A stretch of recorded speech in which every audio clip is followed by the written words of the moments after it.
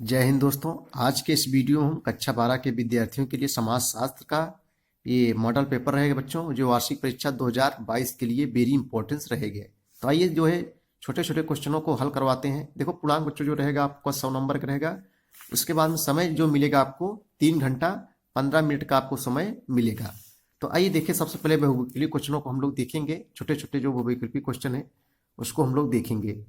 तो सबसे पहले दोस्तों है पहला क्वेश्चन देखेंगे कि भारतीय संस्कृति के प्रमुख आधार निम्न में से कौन है। भारतीय संस्कृति के निम्न में से कौन से हैं प्रमुख आधार? संयुक्त परिवार व्यवस्था, वर्ण व्यवस्था, आश्रम व्यवस्था, उपयुक्त सभी। इसमें बच्चों सही जवाब हो जाएगा उपयुक्त सभी हो जाएगा। अगला है जानकी शब्द का किस सन में पहली बार प्रयोग हुआ। पूछ रहा है जो जानकी शब्द का किस सन में पहली बार प्रयोग हुआ। ये जो है 1855 में जो है इसका पहली बार प्रयोग हुआ। किस समाजशास्त्री ने द्वितीय संस्थाओं को प्राथमिक संस्थाओं के लिए सेफ्टी वाल्व माना है। बच्चों क्वेश्चन कह रहा है किस समाजशास्त्री ने द्वितीय संस्थाओं को प्राथमिक संस्थाओं के लिए सेफ्टी वाल्व माना है। ते जो है टालकाट पार्सन्स ने जो है माना है। इसका सही जवाब आ हो जाएगा। अगला क्वेश्चन है 2011 की जनगणना के अनुसार भारत की कुल जनसंख्या जो है कितनी है। 2011 की जनगणना के अनुसार भारत की कुल जनसंख्या 121 करोड़ है बच्चों। कितनी? 121 करोड़ है। नेक्स्ट क्वेश्चन है कि पूंजी के 3 प्रमुख रूपों में से निम्न में से कौन शामिल है। पूंजी के 3 प्रमुख रूपों में निम्न में से कौन शामिल है। ते जो है राजनीतिक पूंजी शामिल है। इसका सही जवाब दा हो जाएगा। अगला क्वेश्चन है जातिवाद को बढ़ावा देने वाले कारक कौन है। नगरीकरण, विवाह संबंधी प्रतिबंध, अपनी जात को प्रतिष्ठित करने का विचार, उपयुक्त भी। इसका सही जवाब हो जाएगा विवाह संबंधी प्रतिबंध। जातिवाद जो बढ़ावा देने वाले कारक है वो है जो विवाह संबंधी प्रतिबंध है। नेक्स्ट क्वेश्चन है समाजशास्त्र में निम्न में से किस पद्धति का प्रयोग होता है। समाजशास्त्र में निम्न में से किस पद्धति का प्रयोग होता है बच्चों। ये जो है वैज्ञानिक पद्धति का प्रयोग होता है। किसमें? समाजशास्त्र में। चलिए अगला क्वेश्चन देखेंगे हम लोग क्वेश्चन नंबर 8 की ओर। परियोजना एक समस्या का मूलक कार्य है जो अपनी स्वाभाविक परिस्थितियों में पूर्णता प्राप्त करता है। उक्त विचार निम्न में से किसका है। तो यह जो है प्रो स्टेवेंसन का विचार है। इसका सही जवाब जो है दा हो जाएगा। भारतीय समाज के संदर्भ में पंथ निरपेक्षीकरण का प्रभाव निम्न में से क्या है। तो बच्चों उपयुक्त सभी है। विभिन्न संस्कारों को प्रभाविता, विभिन्न संस्कारों की प्रभावहीनता, पवित्रता अपवित्रता की भावना का लोप, अस्पृश्यता का अंत, उपयुक्त सभी हो जाएगा। राजनीतिक दलों का कार्य निम्न में से क्या है।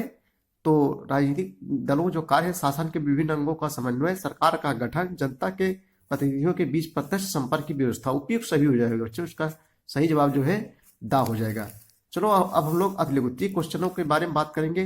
स्ववाचन किसे कहते हैं। पहला क्वेश्चन जो 3 नंबर को आपको मिलेगा देखने को, स्ववाचन किसे कहते हैं। आइए इसका बच्चों हम लोग हल देखते हैं। स्ववाचन किसे कहते हैं। देखो स्ववाचन किसे कहते हैं तो गहनता पूर्वक एवं स्वयं का आत्मनिरीक्षण करने की योग्यता को स्ववाचन कहते हैं। फिर से देखेंगे बच्चों हम लोग, गहनता पूर्वक स्वयं का आत्मनिरीक्षण करने की योग्यता को स्ववाचन कहते हैं। अगला क्वेश्चन है कि बांध्याकरण क्या है। बांध्याकरण क्या है। तो 12वां क्वेश्चन का हम लोग उत्तर देखेंगे। बांध्याकरण क्या है। देखो बच्चों बांध्याकरण क्या है। यह एक चिकित्सीय प्रक्रिया। बांध्याकरण जो है एक चिकित्सीय प्रक्रिया है जिसके अंतर्गत पुरुषों की नसबंदी तथा महिलाओं की जो है नलिका बंदी कर दी जाती है। इससे जो है गर्भधारण नहीं हो पाता है। इससे गर्भधारण नहीं हो पाता, इसी को कहते हैं बांध्याकरण कहते हैं बच्चों। अगला क्वेश्चन हम लोग देखेंगे। अगला क्वेश्चन क्या है, जाति को परिभाषित कीजिए। क्वेश्चन नंबर 13 कह रहा है जाति को परिभाषित कीजिए। तो आइए हम लोग जाति को परिभाषित करते हैं, देखते हैं क्या है परिभाषा जाति की। तो देखो जी.एस. धुरिये के अनुसार जाति एक खंडात्मक विभाजन है। एक जो है खंडात्मक विभाजन है जिसमें समूहों का अधिकतम एक निर्धारित व्यवसाय, धार्मिक अयोग्यताएं तथा विशेषाधिकार, जिसमें शादियों के कठोर नियम और खान पान तथा सामाजिक संबंध शामिल होते हैं। यह जन्म द्वारा निर्धारित एक क्या है, एक जाति समूह है। अगला क्वेश्चन हम लोग देखेंगे बच्चों। अगला क्वेश्चन क्या है, समुदाय से क्या आशय है। पूछ रहा है कि समुदाय से क्या आशय है। हम लोग उसका उत्तर देखेंगे। समुदाय से क्या आशय है, जब कभी किसी छोटे बड़े समूह के सदस्य इस प्रकार साथ साथ रहते हैं कि उनका साथ रहना किसी विशेष प्रयोजन या स्वार्थ है, या जो है स्वार्थ है। स्वार्थ से न होकर समान जीवन के कारण होता है, तो ऐसे समूह को हम जो क्या कहते हैं, हम समुदाय कहते हैं। अगला क्वेश्चन देखेंगे कि जनसंख्या वृद्धि से क्या तात्पर्य है। क्वेश्चन नंबर 15वां है कि जनसंख्या वृद्धि से क्या तात्पर्य है।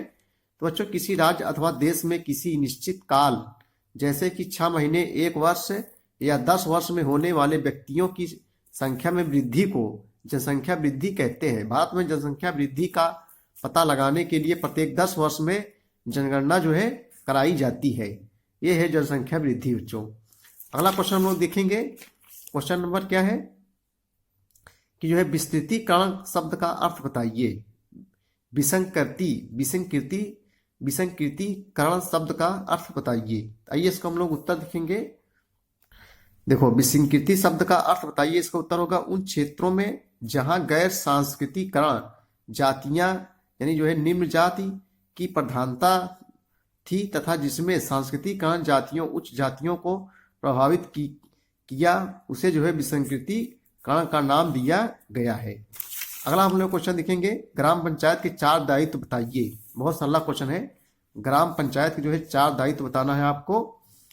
तो ग्राम पंचायत के 4 दायित्व निम्न है। नंबर 1, गांव के लिए किसी योजना का निर्माण करना। पशुधन, कुक्कड़ तथा सुकर माने सुगर होता है, सुकर का पालन का विकास करना।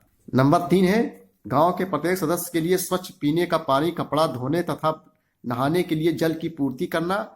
सार्वजनिक कुओं और तालाबों का निर्माण, मरम्मत और उनको जो है अच्छी दशा में रखना। अगला क्वेश्चन देखेंगे हम लोग। इसको क्वेश्चन देखेंगे हम लोग, इसको छोड़ दे रहे हैं।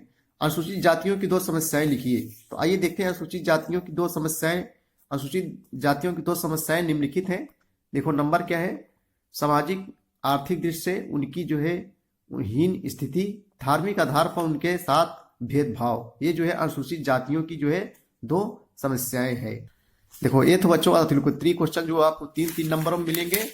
उसके बाद में हम लोग देखेंगे, उसके बाद में क्या है, लघुत्तरीय प्रश्न आएंगे जो आपको 6 अंकों को मिलेगा। देखो, जनसांख्यिकी क्या है, सांस्कृतिक परिवर्तन पर एक टिप्पणी लिखना है, और सामाजिक विषमता क्या है, धर्मनिरपेक्षकरण के प्रमुख विशेषताओं का वर्णन कीजिए। आपको 6 नंबर सब मिलेंगे। उसके बाद दीर्घ उत्तरीय प्रश्न जो है 8 अंकों का मिलेगा। जैसे देखो, उपनिवेशवाद और नए बाजारों में, मतलब ये जो है 8 नंबर में अथवा करके चाहे इसको करना चाहे इसको करना। देखो, यहाँ भी अथवा बच्चों, चाहे इसको करिए चाहे इसको करिए, आपको जो है 8 नंबर जो है देखने को मिलेंगे।